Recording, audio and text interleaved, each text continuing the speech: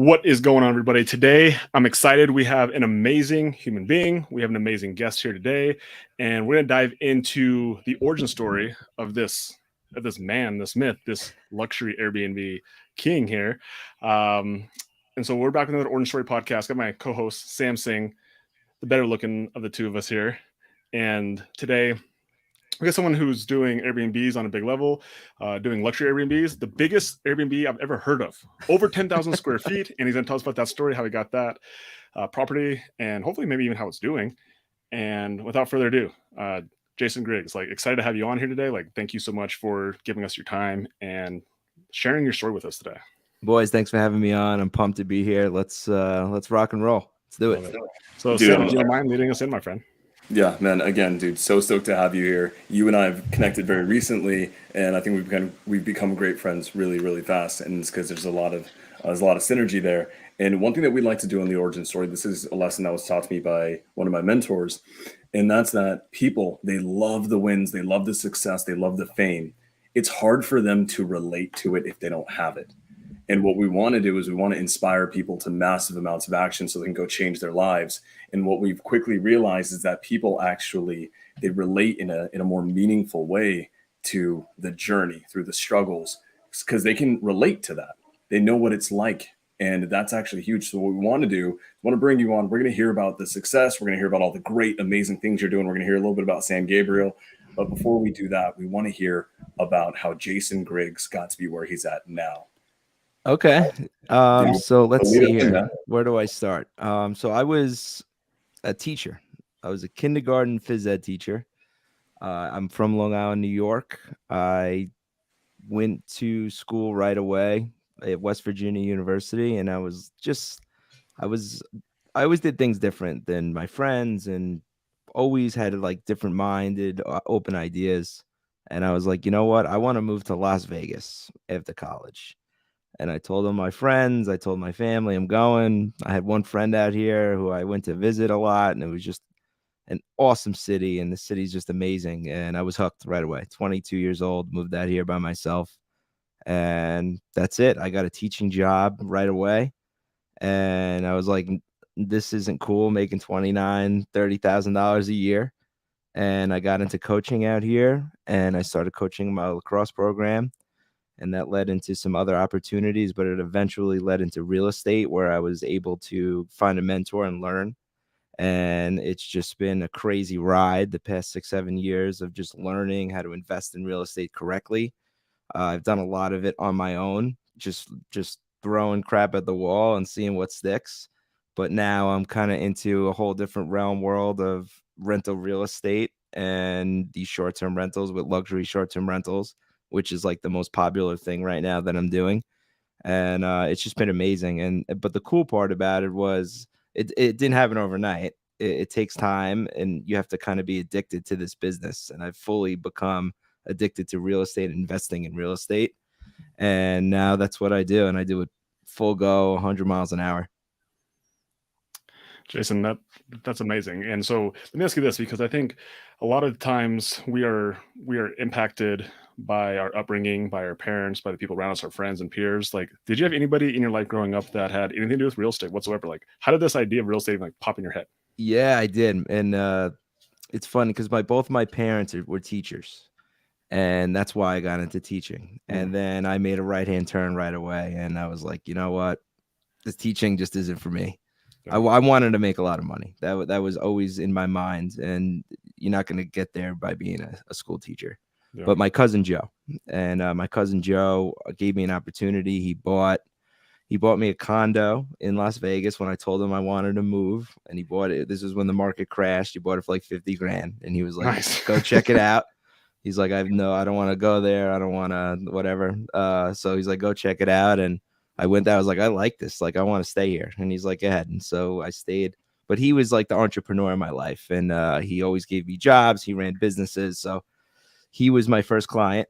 When I first got into real estate, I became an agent, and we bought a rental property together. And then I was hooked. And we own a lot actually together. But he's an animal. And I got everything from him with business, how to grow, how to be an entrepreneur. It all comes from my cousin Joe. See, that's something that we always like to hear about, is because the reality is most people, by nature of our country and our society, people tend to not be very entrepreneurial. It's against the grain. So when we hear someone, they got to start working, especially as a teacher or whatever they were doing, and they just made a hard turn, right? You said like a hard right, like flip that U-turn, and you're on the way to being an entrepreneur. It's something very different, and we always want to see, where does that come from? Does it come from a family member? Does it come from a mentor? And I know you mentioned that when you moved out there, you quickly found a real estate mentor. I mean, could you kind of, tell us a little bit about that, about this person? Yeah, so I was coaching, and I think in real estate, the best thing to do is to become an agent first, because you see all these like wholesalers and off market thing, and the sub two guys, they're all doing it, which is great. But like to really learn the business and the market that you're in, it's nice to get your license and learn. And that's what I did. And so what I was coaching my lacrosse team, and I had a huge network of parents, 200, 300 parents who I saw on a daily basis, weekly basis. And my one of my kids that I was coaching, his father owned a local brokerage, Remax Advantage here in Henderson. And I just asked him, I'm like, I think I would be good at this. Can I learn? And he was like, if you show up, you got to take the test. And he knew I was serious. I didn't think he knew how well I would do, or maybe he did. I don't know. But he gave me an opportunity, and I just took it and ran.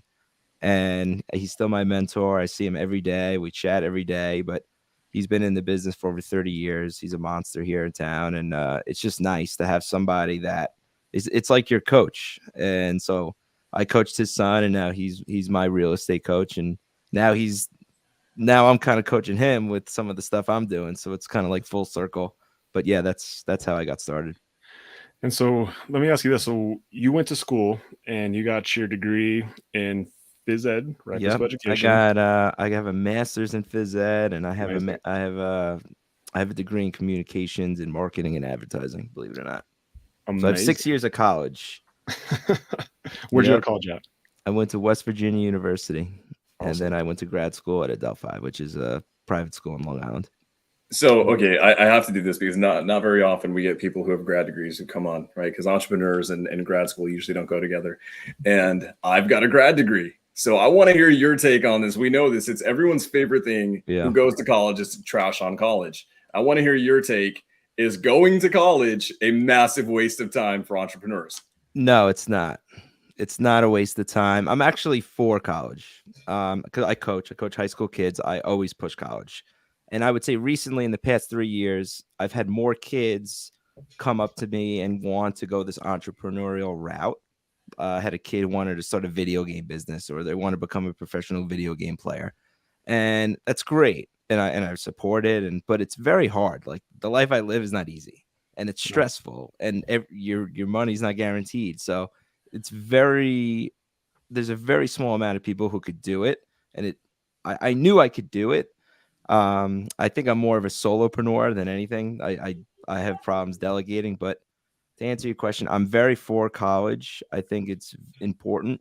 The I would say the most important part of college is learning how to network, because I got thrown into this little town, Morgantown, West Virginia, with 20,000 kids from all over the place, and I had a blast. And when you go to a school where the culture is the culture is that school, that's it. So you're living in a city, a small town, where every single person is rooting for that college football team and that college basketball team. That's it. That's their life. And so I was like, this is cool. Like everybody's together, combined, and rooting for one same thing. And I had a great experience with that. I was able to play lacrosse there, but I learned how to network, and I met so many people, and it's just different. It's just different to just do something outside the box. A lot of my friends didn't go away to school. I did, and I loved it. And it was probably one of the best decisions I've ever made. So I love that, and I have to echo that. It's become the popular thing, right, to trash on college, and I think that, and I agree. I have an undergrad, and then I went to grad school, and I have an MBA, and it's one of those things where it's having clarity in what you're there to do. I think that's what's lacking a lot. People, they assume that if you go to college, the natural result is you're going to be a success monetarily, and I think that if you only go for that, you will probably be let down to some degree. But if you go and maximize a college experience, I was a president of a couple student organizations. I networked like heck. I did 25 different internships.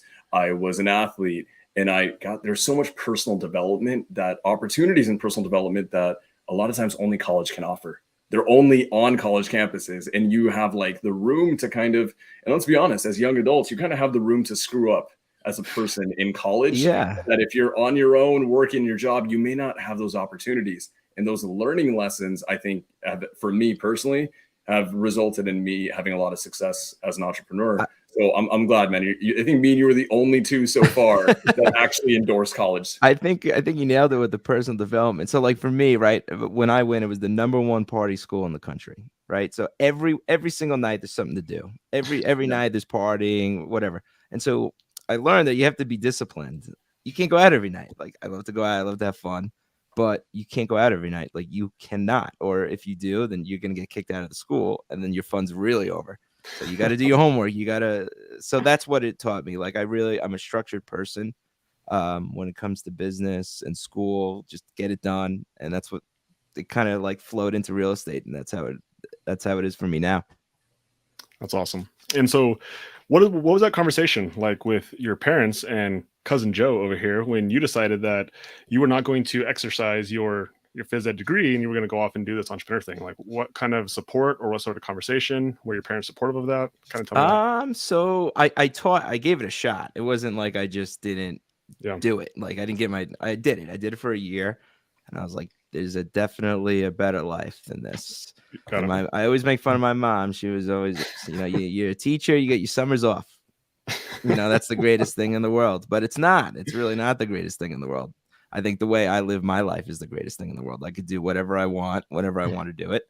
And that's the freedom that everyone wants, the financial freedom, right?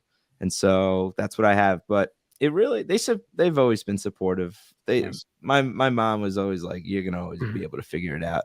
And I believe that still to this day. Like everyone's worried about this recession and the market crashing, and the people who are worried are the people that just don't have the figure it out. My friend Josh always says the figure it out muscle, and I have that, and I'm confident in it. And if things go bad, I'll be able to figure it out. Was there anybody inside your circle, maybe family members, maybe friends, who did question that you were changing from a stable career with summers off to doing this entrepreneurship thing? Yeah, I mean, so I had a really good job in between the teaching and real estate. So I worked at Excess nightclub, which was it's the #1 nightclub in the world.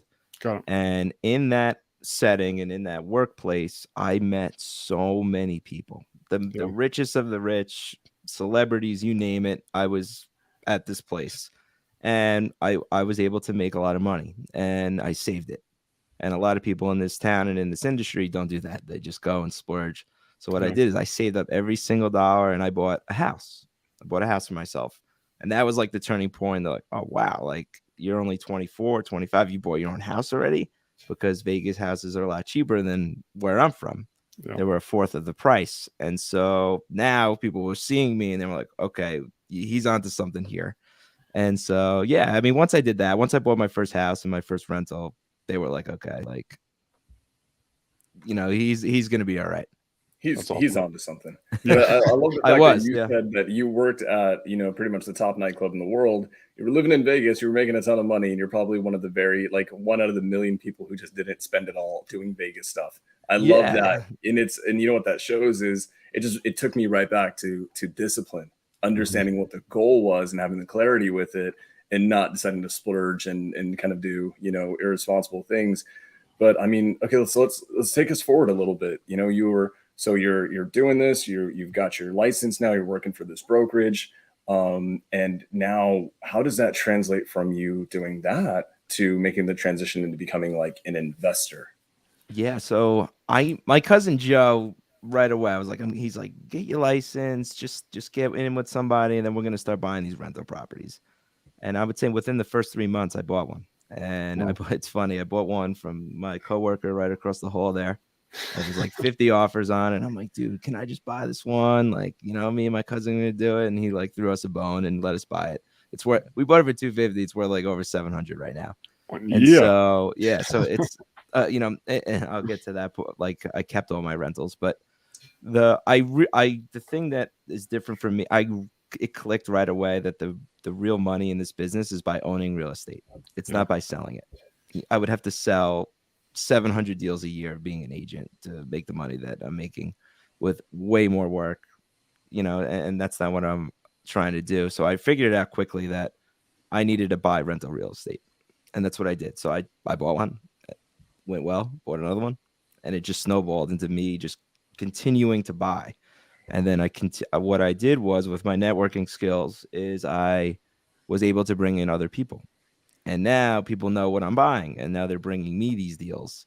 And so I got really good at the rental real estate, long term, just single family homes, sprucing them up a little bit and managing them myself. And I always manage all my properties myself as much as I can. And so that clicked. And then I got into short-term rentals, which are normal rentals on steroids. They're just way bigger returns. They're a lot more work, but they crush it. They do very, very well.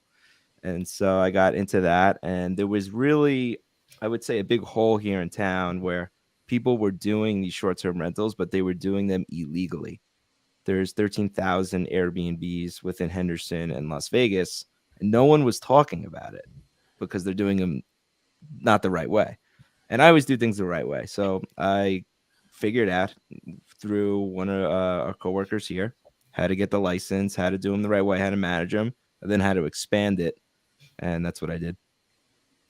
It's amazing. So I love that. And I'm under contract right now for a property in Henderson, and you've been a massive just a resource and someone to lean on, because buying properties in Henderson, especially for a short-term rental, is not the same as buying it somewhere else.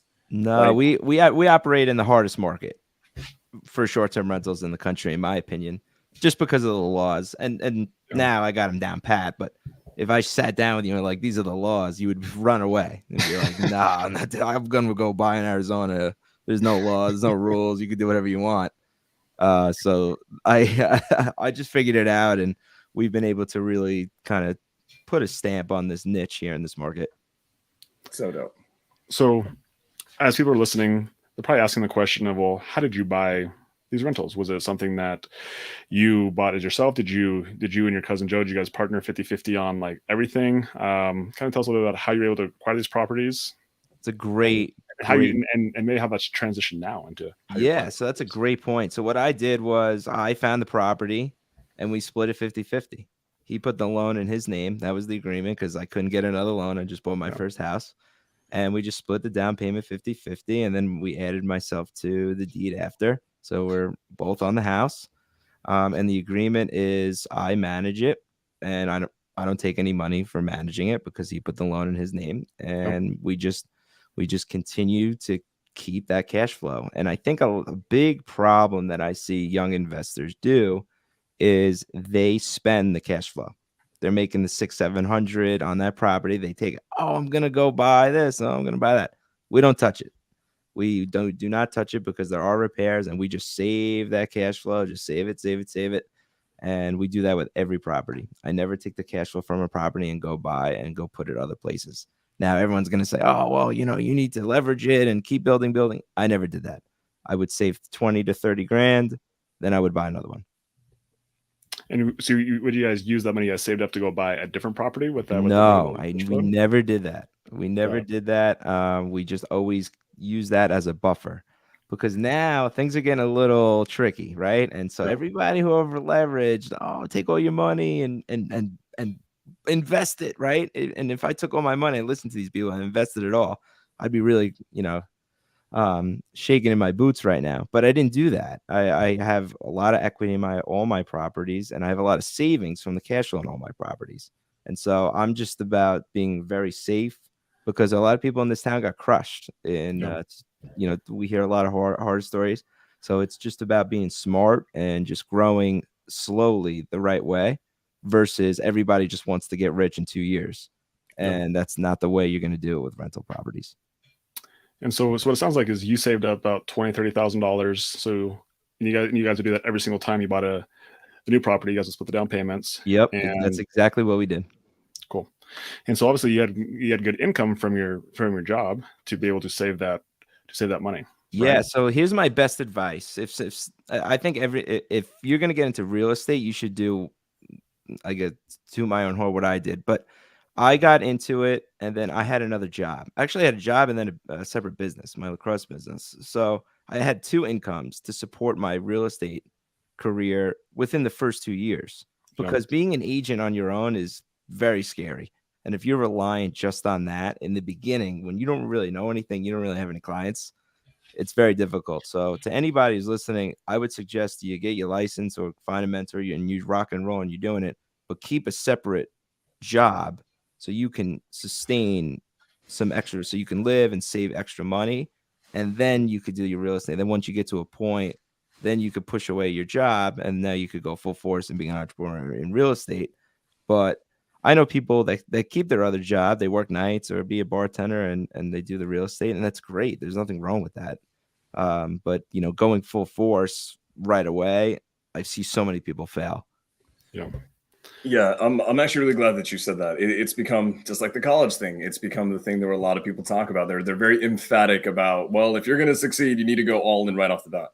And the truth is, there's a very, very, very small minority of human beings who, in my opinion, are honestly that's going to work for. And it's because there's people who are just they kind of come across as like forces of nature, and the fact that no matter whatever they set their mind to, it's going to work. The reality is the mortals, the people who are actually mortal in this world. I personally have always, I run into this question a lot when I talk to a lot of newer investors. They're like, hey, like I've got a wife and 2 kids and I've got this job, but I know if I don't like fully commit to it by like, quitting my job, then I'm not going to succeed. I'm like, if you having a full-time job was the only inhibiting factor, then it doesn't matter. It wouldn't have worked anyways. The reality is if you're going to make it work, you're going to make it work given the obstacles you have. And then it is actually, for anyone listening, I think Logan would probably agree with this too. If you have a family, do not put your family in that position. Like honor the responsibilities that you have. And when you're at a place where the opportunity cost makes perfect sense and it is sensible, it is safe, it is predictable, then go ahead, then go full send. And that's how you go about it. I love that you said that, man. So right off the bat with college, with not going full send and quitting your job right off the bat, and making your wife worry about where the next month's bills are going to come from. This is fantastic. Yeah, I mean, it's just a safer, I think, maybe not safe, maybe it's just a smarter route, right? And everyone's like, well, I have a wife and she still works full time, and because the real estate isn't guaranteed. Like you could make one mistake and things can go sideways for a little bit. And so I've learned kind of my lessons where I don't want to over leverage. I don't go. My partner Tyler is an absolute monster. He's flipping 30 houses at a time. I'm like, dude, you're out of your mind. But he's like comfortable doing that. But like I'm not. I would not be able to sleep looking at this board with millions of dollars of hard money on the line. But he is, because that's just the way he's wired, and everybody's different. So I think if you really want to take it to the next level smartly and slow and steady wins the race, and you're hitting little singles every once in a while, and then all of a sudden, you got a nice portfolio saved up. I really like your perspective, and I like how you're like talking through your decision making process, because we interview lots of entrepreneurs on here, lots of successful entrepreneurs just like yourself, and that's why we do this, is because like every single person who's watching this is going to resonate with a different person, a different personality. They're like, oh, maybe I resonate more with Abraham Gray, or I resonate more with Robert Winsley, or maybe I resonate more with Jason Griggs. I see myself more in him than I do in anybody else. And why that's so important is because when we see someone like Jason and we're like, I'm like him, I think like him, if he can do it, then I can do it. And all of a sudden it's that belief. And the difference between somebody who's walking in the dark versus someone who's got the lights on and can see where they're going is depending on how fast they're willing to go. My example of that is I used to watch the $1 Million Listing Show, right? And I would sit there with my wife. I'm like, I could do this. Like I can do what these guys are doing. And honestly, that's where I got the confidence to do it. Like, I'm like, what are these guys doing? Like, it's nothing crazy, right? And so I was like, I could do this. And then I did it. Like, that's really, that was like the light bulb moment for me. Like, your wife's just looking at you like, yeah, sure, you can do it. Yeah, she wanted to do it too. She's like, I'd be the best real estate person. And I was like, I could do this. And if I believe something, I could do it. I could do it. and I'll just go do it. But the thing about me versus other people is I will jump in the pool to do it. Yeah. Other people won't do that, right? You see a lot of these people in these Facebook groups and on the internet, like they go to 50 meetup events, they take all these courses, but they just don't do it. Like that's one thing I did. I did it right away. One of the favorite stories that I don't think I've ever shared publicly is going back to the confidence thing. Is I played Monopoly with my wife, and at that time she was 8 years old, and she's now 12. So this was like 4 years ago. We played Monopoly probably 2 or 3 times a day for probably 4 or 5 months. Like that's honestly how I got my confidence in like investing and buying. So when you play it that many times, you change your strategies on, and you understand actually that money paper is not valuable. That's not how you win. It's not. And are so like you, are you really like, competitive? Are you super competitive? Dude, it's amazing. It was like such an amazing bonding experience for our family. Like my 8-year-old got amazing at it. She learned about real estate. That was kind of like also her, like us teaching her real estate. And then, you know, she read all the Rich Dad Poor Dad books. Like we played cash flow. Like those are the fun things that we did. Right. But going back to the whole point was that's how I got confident when we bought our first investment property. Like my story is very similar to yours. Like we had a business that made good money. We used all that money and we just used that money to buy real estate, what I call the traditional way. But it was fun playing that game. And I was like, oh, like this money is not important unless I'm going and putting in real estate. So when I left the bank account, I was like, oh, that's okay. I know I haven't played Monopoly in so long, and now I want to go play it. We're gonna go play a big game of Monopoly. Yeah, let's go. We're gonna get us all together. We're gonna play Monopoly. I know I'm competitive, man. On there. I gotta win. But yeah, you know what you gotta do is in a Vegas properties, right? Game rooms are such a big thing in Airbnbs. Now you have to have some Monopoly reference in every single one of your Airbnbs. That's a good idea. I actually put the Monopoly game in. I'm a big game guy. Like I have to play games when I'm at beer pong, ping pong, whatever it is. Like so in all my Airbnbs, I have the best games because when I go pool, like I have to play those games, and so that's why I put them in. And I even use my Airbnbs. I'll go there and just play, and it's fun. That's awesome. One of the funniest things that my little daughter, her name is Kobe, she'll ask me, well, which one is this on the board? And I'm like, oh, it's an orange, or it's a green, right? Like that's how we reference like that. That's how she asks like how nice the house is. I was like, we're still looking for that. Okay. We're still looking for that blue. We're still looking for boardwalk. But that's funny. But which is funny because we'll talk about your boardwalk here. I think you have a true boardwalk in your portfolio. But before we get to that, tell us a little bit about how you got into short-term rentals. Was that something that was an accident? Was it something that you sought out? Because you bought long-term rentals for a long time. Yeah.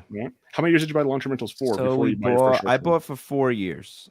Cool. I've been doing it 6 total. So the first 4, I just bought long-term rentals. And I kind of fell into it because another agent in my office, he runs a big property management company, and he figured out a system how to manage short-term rentals. And he showed it to me, and I was first 30 seconds, I'm buying one. Just like talk about taking action. I take action. And then I bought 8 of them. So I bought 8 of them, and I bought the biggest one. And then I'm like, I got to have the biggest one. If I'm going to do this, I got to blow everybody away. Yeah. And I did. And so, but the cool part about the process of the short-term rentals was I was always like emphatic with some of the investors in town, and these guys who can flip quickly, efficiently, make the houses beautiful. I have no construction background. I stink at that part, designing. And there were 2 guys who I really wanted to work with. And so I was like, this is my opportunity. I'm going to show them how really lucrative these Airbnbs are, and we're going to partner. And that's what I did. And so my 2 partners, Andre and Tyler, we just put our minds together and we created the biggest, baddest Airbnbs in town. And with their help with designing them and being able to do the construction and making them brand new houses, we do really well because everyone wants like the new house to stay at, and that's what we have. That's awesome. I definitely want to touch on that big one because I've heard you talk about it before. I want to get into more detail. Okay. But before that, I do want to hear like your first couple Airbnbs. Like, did you manage them yourself? Did you have to learn that process? Did you hire a third party company? Like, how did you? I know your friend had the system. Yeah. So it's Who was difficult renting? here in Henderson to Yeah. do them. You have to get a license, and then you have to apply, and then you have to wait. So you're basically buying a property, with it being in limbo, that you don't know if you're going to get the license for it. And the license takes 2 weeks. Is that correct? 2 weeks, yep. 2 And weeks. so And how you much have to does it take cost? $820. $820. And So is you that have a to, yearly thing or is that a one-time thing? yes, every year you got to pay Every the year. 820. Okay. And so then an official will come and inspect the house. But my first one was an absolute disaster. It couldn't have been more of a disaster. And here's Let's hear why. about it. We bought this property, okay, and I partnered with a cop, a detective in Brooklyn, New York, who we both knew nothing about Airbnbs. He was just bugging me. He's like, I want to buy a house and rent it. I'm like, well, I have this Airbnb opportunity.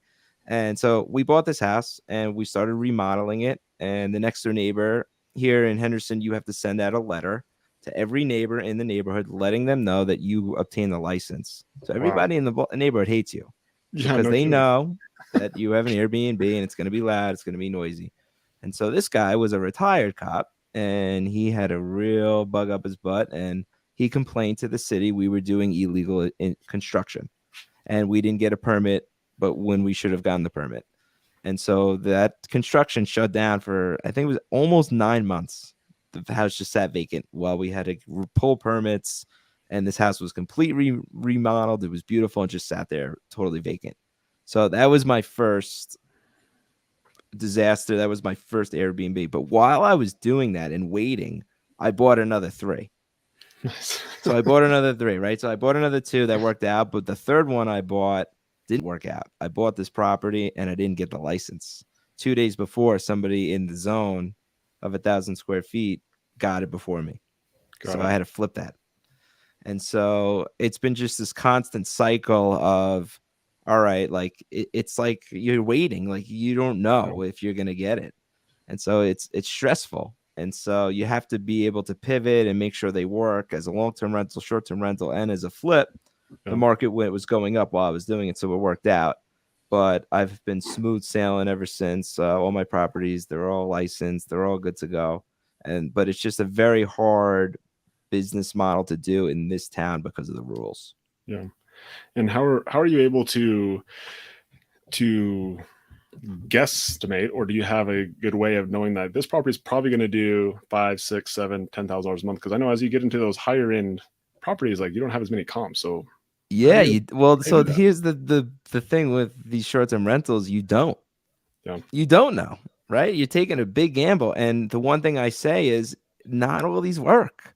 Yeah. They don't work because the expenses are they get there. Like it's not just easy peasy 1, 2, 3. Things break, people ruin your stuff all the time, and so you need to account for that. But I would say one model that I created was we made them all beautiful.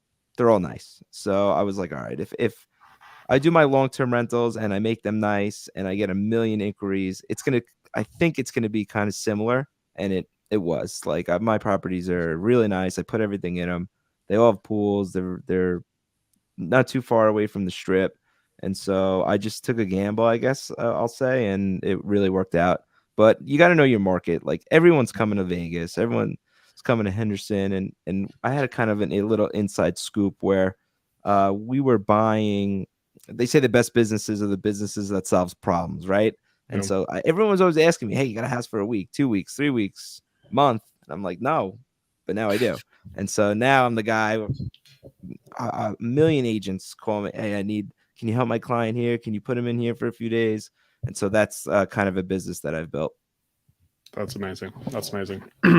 And as far as numbers go, I'm sure all the properties are very different, but as far as like a range, like do you have like consistent, like are they all 3-bedroom, 2 baths, or are they 4-bedroom, 5 baths? What is Yeah, your they're all different. I wouldn't buy anything less than a 3-bedroom, but 4 bedrooms are definitely the way to go. You definitely want a pool because it's so hot and here in Vegas and Henderson. But I have a 9-bedroom house, I have a 3-bedroom, I have a 4-bedroom, I have a 5-bedroom. So it's all different, and it's all different every month. It's not just like 1 month you could kill it and then 1 month is like slow. And so that's the business. You have to try to figure out what is going on in town that you could attract people. and I kind of turned one of my short-term rentals into an insurance rental, corporate rental, because I thought it could do better, and I was right. And so that one is no longer on Airbnb and VRBO. I put it as a corporate rental. Does very, very well. And so that's the cool part about this business. You got to be able to adapt and pivot and move around a little bit. So that's what we do. And when you transition to corporate rentals, do you use specific sites, or is it literally just like you have somebody who wants to rent it for long term, and so you just move it over that way? Good question. So I always approach these insurance companies that I'm the owner of the home and I'm a licensed agent and property manager. And I found that they like that rather than just a regular person putting their house on the site, because I have experience running these rentals. I have staff that can help and fix things. And so I think they're a little bit more comfortable doing it. The thing that I found, just being transparent and completely honest, is that they pay more than anybody, but it's very like this. 1 month you'll get an inquiry and in 3 months you won't. So that's like another game where you're playing like, do I put it back on Airbnb? Do you wait? Do you just leave it vacant for a little bit? And so that's the, I wouldn't say difficult. I would say that's the challenge with the corporate rentals. And so when you say insurance agents, do you literally mean like State Farm, the Allstates, like those kind of insurance companies, or we're talking flow from Progressive? Right. Yeah. So the way it works is those reps they're called like adjuster reps, I believe. And so they will refer you to their national housing network. And so there's a website where you can enter any property across the country. And if somebody's house floods or goes on fire, those people will get pushed into that area. And then those reps will call you and say, I have a client whose house burned down. Can we rent the house from you? And you can literally throw a number at them and they will say yes, because there's not any other options for these people. And so I've had mixed reviews about some of the people. It's a little flaky sometimes. People will come and they get a little greedy, and I'm like, dude, your house burned down. Like, you don't really have a lot of options here. And they're like, well, we want this in the house and this in the house. I'm like, well, this is the house. Like, this is the way. I'm not really going out of my way to make a ton of accommodations. I'll do some, but not rebuilding the house for you to stay there for 4 months. That's amazing. I have never heard that strategy or heard that technique, but it solves a huge problem, like we talked about earlier, right? Of somebody's house burned down, or they had a flood, or they can no longer live in it and they need a place to stay. Yeah, I call it pivot rental. So I kind of came up with this concept where you have a rental and you kind of have 3 avenues. You could long-term rent it, you could mid-term rental, and then do short-term. And then you could fluctuate it. Like, you don't have to keep it one way, but it becomes tricky where if you book out your calendar for Airbnb for 3, 4, 5 months in advance, and then you get a nice offer from the insurance company, now what do you do with all those bookings? Yeah, you can't. So that's right. Well, that's what I did, because the money was just so much. It's easier running just one group, one person for 3, 4 months, but that hurts your Airbnb status. So now you got to weigh the options here of what's best. There's always a balancing act, and it's the theme, right? Logan and I have talked about this quite a few times on this podcast, and one of the things that we're always looking for is patterns. And one pattern that I'm always noticing with you is that it's I think what's made you a phenomenal investor is that you do a really good job of weighing the pros and the cons of. Now it's something that no one really talks about, like insurance rentals, corporate rentals, midterm stays. No one really talks about that in the rental market. It's either long term or it's Airbnb. And then so we're kind of getting into some secret sauce stuff here, which probably should be charging for. I don't know. But even when we talk about that, I love that your approach is, if we're booked out, and we might have a 10K offer, 15K, whatever the high offer is, what does that do to our rating? How does the algorithm on Airbnb, do they suppress our listing now? Is that going to affect us in the long term? And the reality is, for everyone that wants to get into, the Airbnb space, especially like a niche like the luxury Airbnb space, like these things matter big time. Yeah, they do. And it's Sammy Bird. These things are not easy. They're hard. It's a difficult business because you have the real estate portion of it, of you need to make a right decision of the real estate. You have to buy it correctly. And then the harder part is just because you bought the house doesn't, it's not going to run itself. You know, you're buying a hotel with your name on it, and you need to manage that hotel and keep it to a standard. And I drive down the strip all the time, and there's hotels that have a very high standard. Those are long lasting, and there's ones that aren't. And the ones that I want to model after, I worked at the Wynn Hotel Encore. Those guys, though, they got it down. Everything is 5-star, 5-diamond. The customer's always right. And that's kind of what I model my properties after, where I want to give these people a good experience. And I think we've done a really good job with that. So you're telling me that for newbies, Airbnbs, especially done right, it's not super passive, easy income. It's not passive at all. You are breaking a lot of hearts right now. Yeah, it's not. Because what I've seen recently, like this arbitrage thing is like on fire, right? Everyone wants to do it. And it's a cool, it's a really cool model that I've kind of crapped on in the beginning, but then as I've learned it, I see why it's doing well. But it's a lot of work, because if somebody trashes that house, there goes all your profit for the year. And so that's why it's not passive. And so you need to be one thing that we do is we really vet the guests. And so we're willing to take less profit to keep the house intact for longer, because we realize that these towels are expensive, these couches are expensive, and so it adds up and it takes away from the bottom line. So I'm talking about things, you know, done right, things being expensive, things having really expensive finishes and touches. I want to talk about the big one. Okay. Yeah, everyone wants to know the big one, man. All right. And I'm going to be completely honest with you. So I think I mentioned to you I think I mentioned this to you on our first phone call together when you and I first connected. It's that, so Logan, one, I've always had like a super plain background. This entire background is going to be super, super dope soon. And it's going to be a matte black wall with like really cool accent piece. And I completely stole that idea after seeing your property that we're going to talk about right now, because you had this amazing matte black board and batten wall, which I didn't even know what the heck it was. I just saw that pause and I was like, that looks badass. I'm going to copy that for the podcast. And then after I decided that, I was like, it'd be so dope to get him on here and let him know that I'm copying exactly the podcast. Dude, I take it. I mean, it's a compliment, right? It's I copy so many people. This business is all about copying, right? What is this guy doing? If he could do it, I could do it. And so, all right, I'll go through the story of San Gabriel. So I was doing them, and there was an investor here in town. His name's Tyler Hubbs. I wanted to work with this guy so bad. I was like, this guy's a monster. He's unbelievable. But he does the construction. Like, he goes in the house and can just see, we're taking down this wall, we're moving this bathroom, we're doing everything. And so I kind of we sat down. I was like, look, this is what I'm doing. I'm showing him some of the numbers, but all my other ones were small, super small. And so he's like, why don't we just buy the big ones? And I'm like, okay. Like he's not scared to buy a 9,000 square foot house and tear it down. And so we bought San Gabriel, and then we bought Davis Wright, which is my second biggest one. And so the really, really big one, I was so nervous. I was like, dude, I can't come here and look at this every day. I trust you. Let's just buy it, and you do all the work and let me know when it's done, and then I will manage it. And so we had some headaches with this, and we had a neighbor complain, and we didn't have a correct permit, but we were getting through it. But we bought it for 1.4 million. We put around 300,000 into it, all with furniture, everything. It's over 9,000 square feet. It has a full basement. It has every single thing that you could think of in an Airbnb property in this place.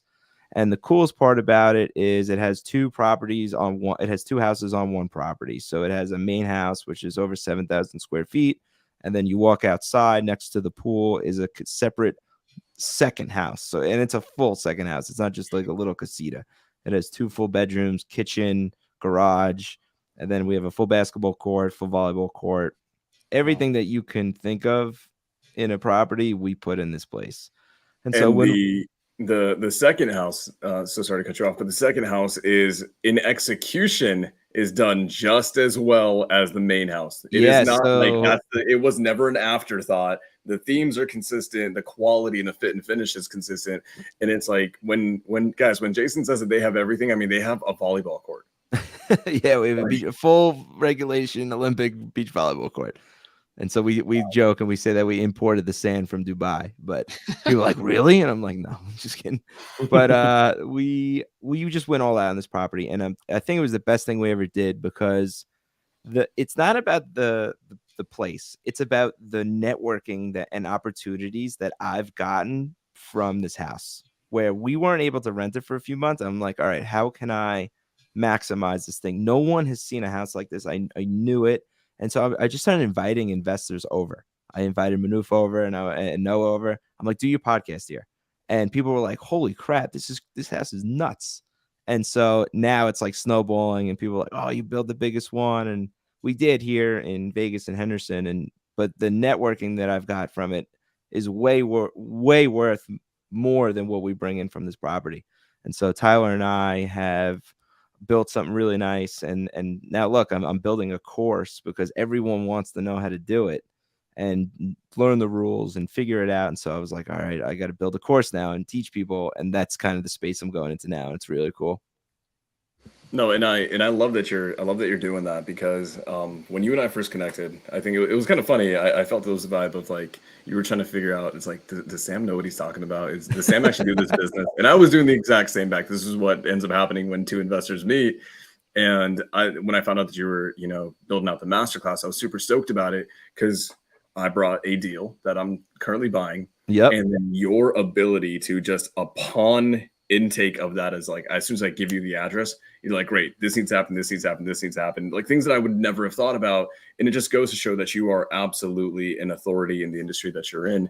So, I mean, is it going to be called the Masterclass? Like, because I love that name. So it's like, I would say this is the hardest thing I've ever done in my life. I'm not kidding. Like, I did not expect it to take 6 months to do this. Like, you're writing a book, and then you have to film it, and then you have to like literally think of every single thing in the business, because these people are going to be paying you for the knowledge of it. And so when I was doing it, I'm like, all right, how am I going to go about it?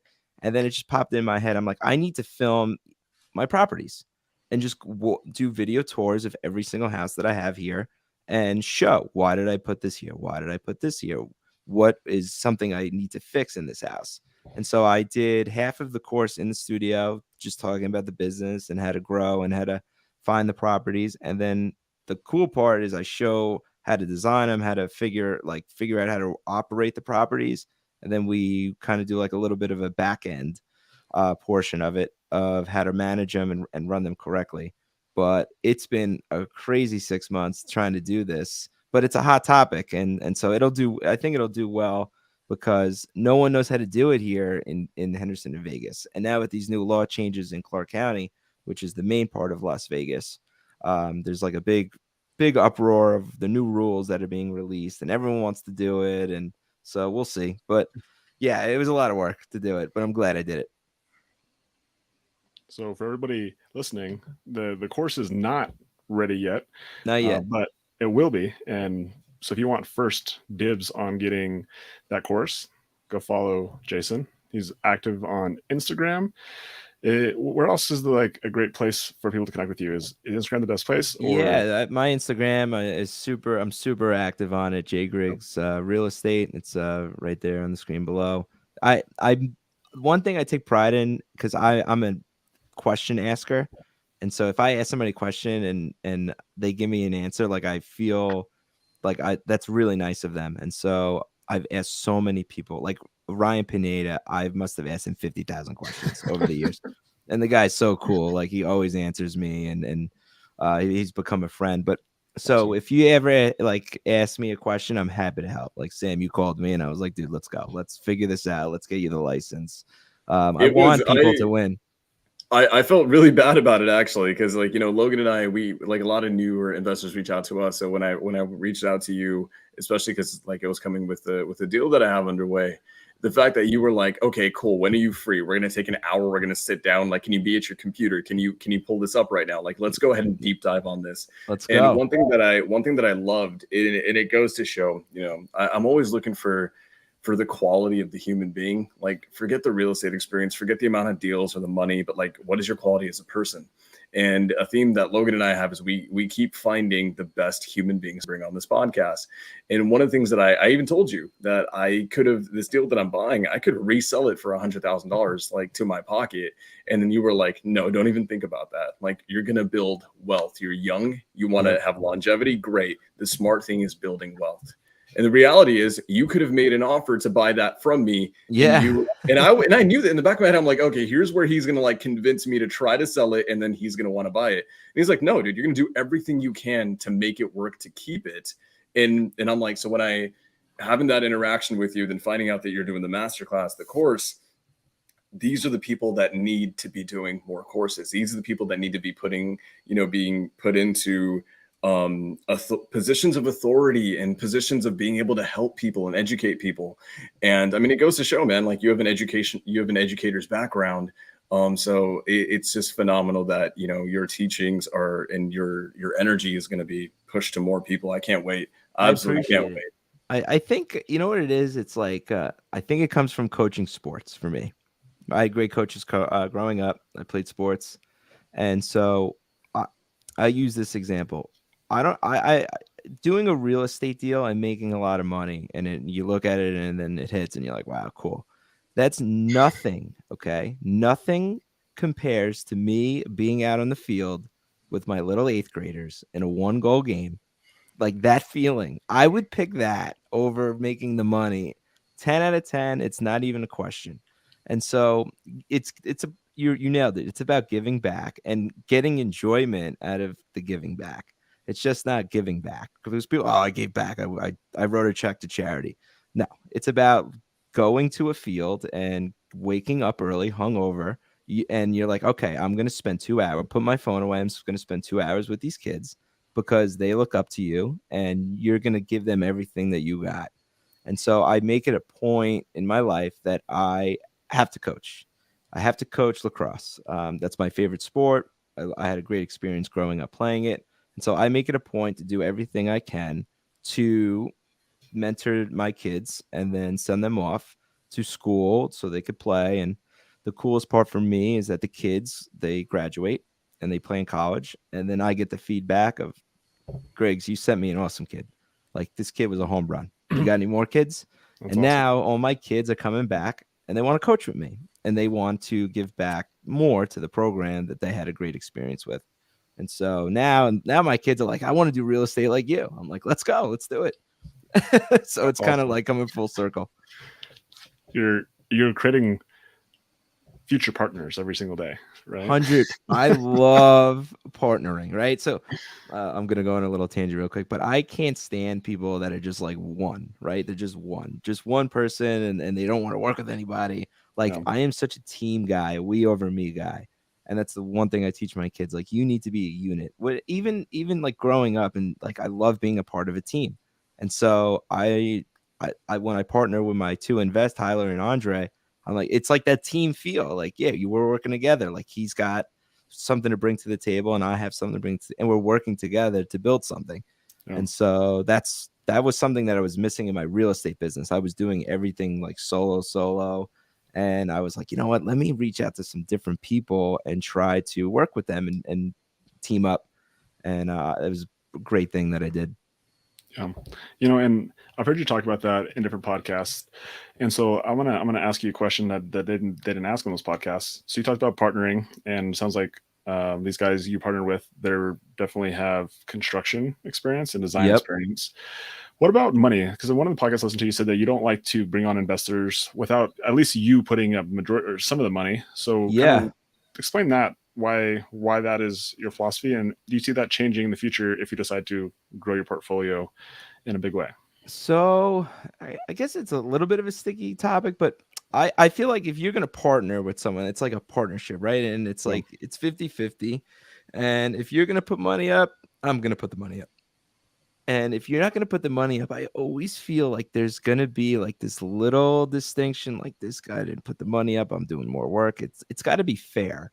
But I do also understand the other side where not everybody has money. And so I'm going to bring you the deal. You put up the money and that's fine too.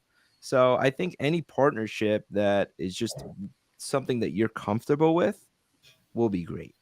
But you need to be comfortable, because I've talked to partners where they're way more money, and they're like, we'll put up all the money, you would do all the work, and I'm just like, this guy's annoying me.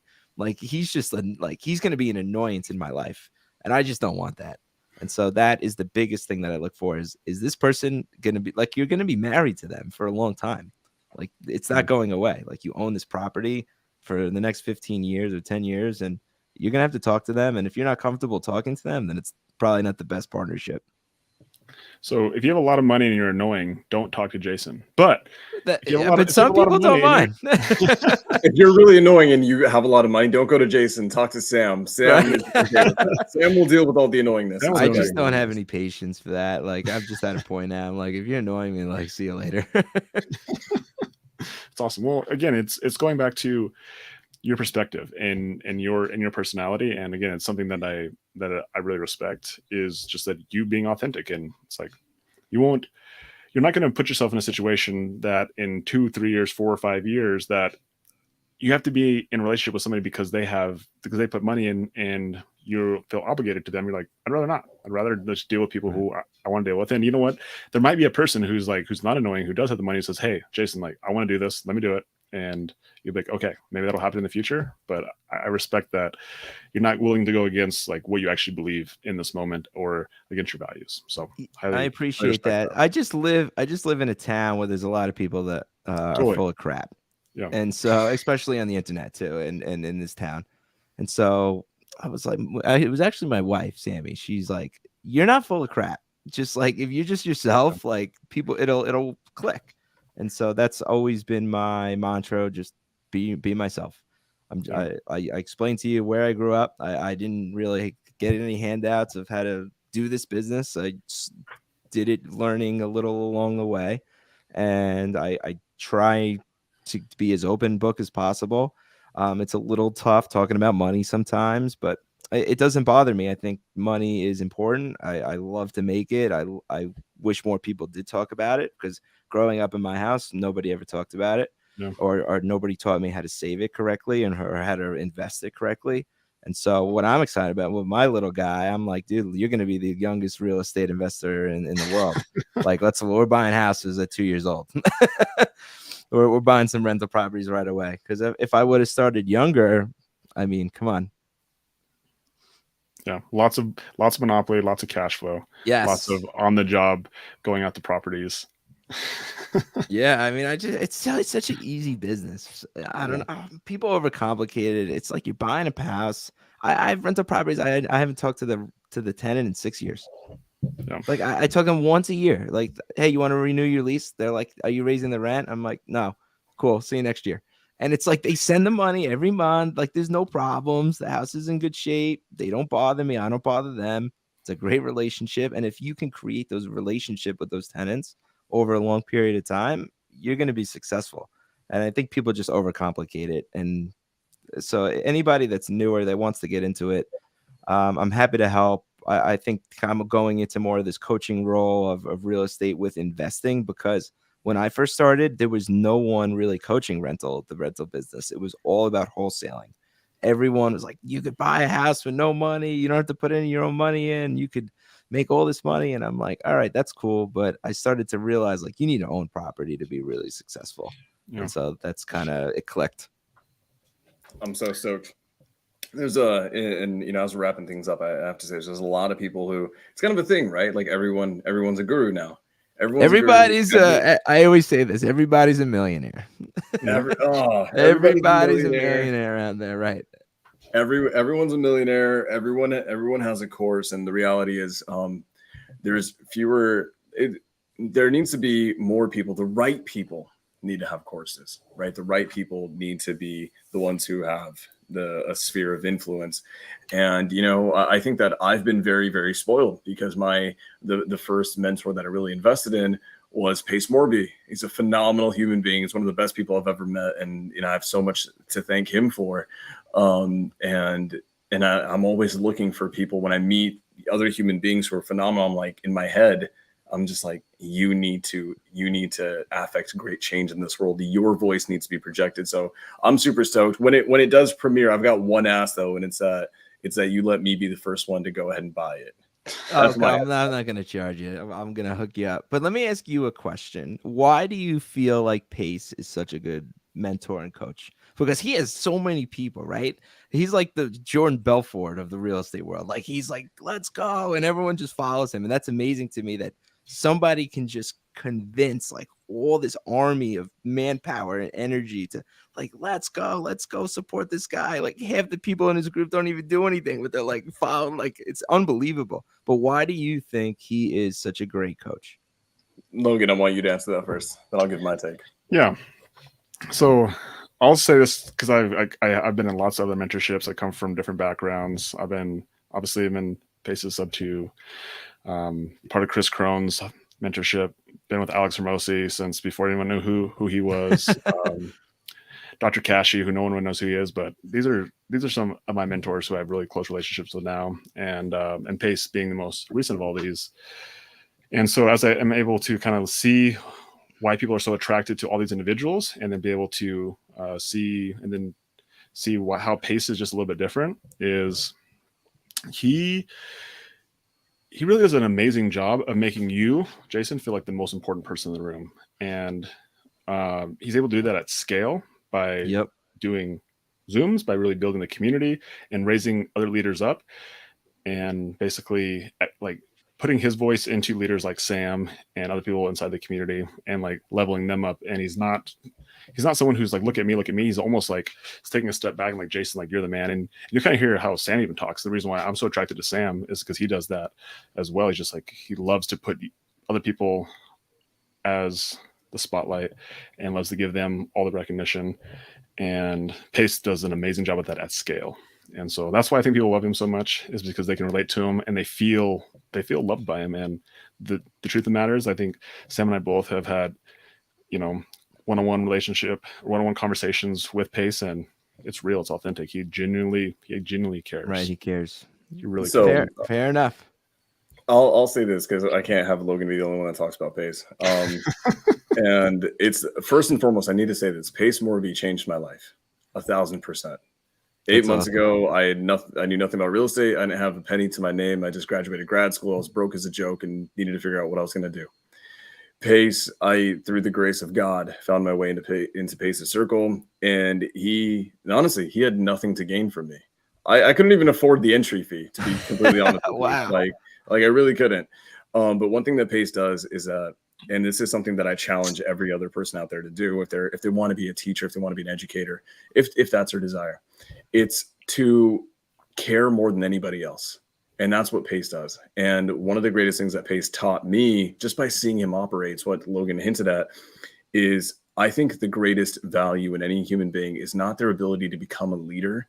It's their ability to create more leaders. And that's the one thing that and that's hard. And that's probably the hardest thing to do in this world today.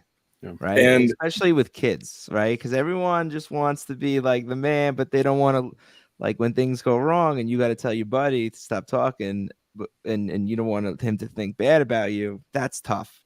So I'm glad you just said that, because I couldn't agree more. It absolutely is. And it's one of those things, right, where, and I love that you said that, everyone wants to be the guy. Everyone wants to be the face of things. And there's an element of being able to step away and letting someone else shine, that in our industry as a whole is not there a lot, because everyone's trying to personally brand, everyone's trying to become the guy, the person. And I find that, that's great. And it can take you to some great heights. But I think for the sake of longevity, it's how many lives do you affect? How many lives do you truly affect?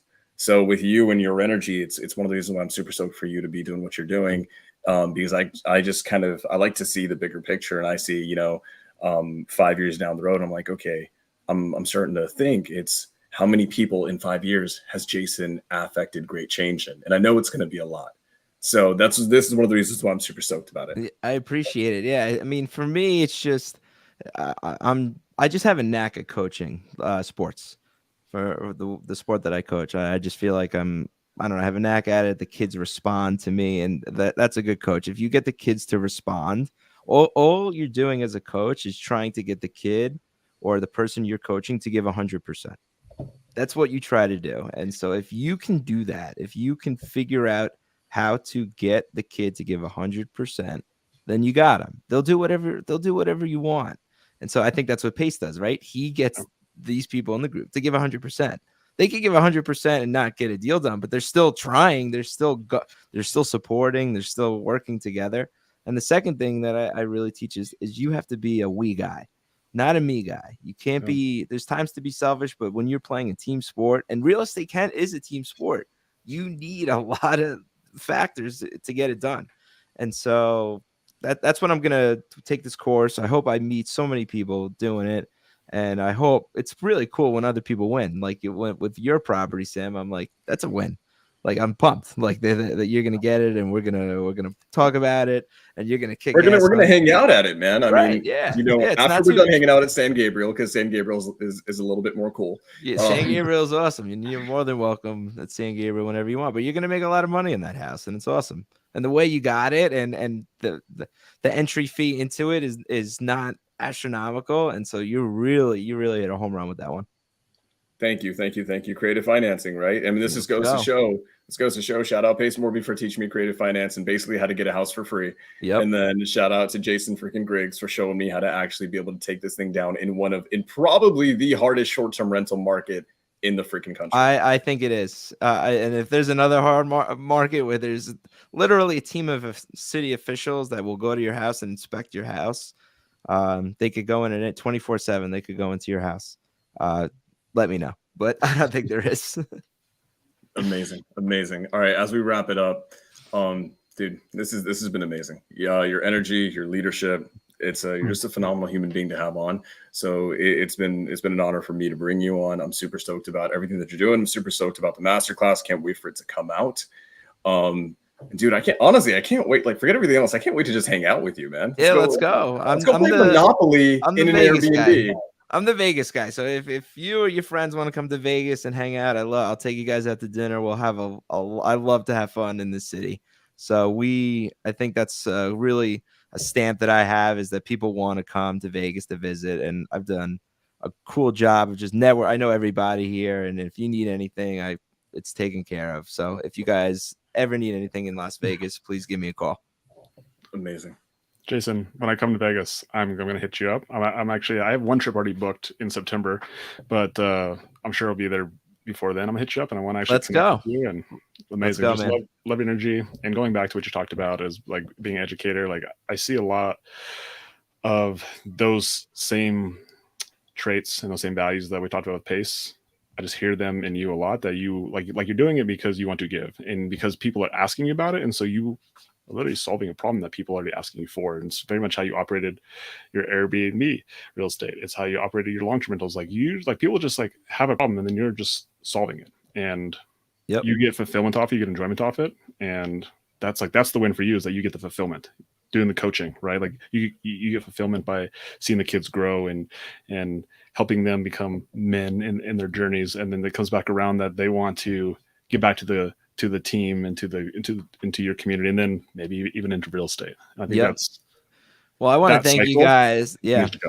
I really want to thank you guys for having me on. This is really cool. Sam, I'm super pumped for your property. It's going to come out great, and we'll get it going. And if you ever need anything, you could text me, call me anytime. Dude, amazing. Well, if you guys haven't already, go into Instagram, follow Jason. It's down there on the screen down below, J Griggs Real Estate. And again, go follow him. He's going to be putting out that course. If you want to actually learn how to do Airbnb at a high level, like, get the freaking course, right? Yeah, I think the course really taps into everything. I would say the best part about it is how to set the house up and how to make sure that you don't have any problems. And then the rest, I highly recommend that everyone try at least one. Do one on your own and see how it goes. It's amazing. And so go follow him. He'll be posting about it on his post, maybe on stories. Make sure you're following. That way you get first access to it, and maybe get a cool little deal to be one of the first couple of people to get that course. So let's go. Let's do it. Jason, appreciate your time. Thank you for coming. Thank you, guys. I really appreciate you having me. Amazing. I'll see you soon. All right, guys. Bye. Sam saying thank you so much. We're out. See you later, guys. Bye.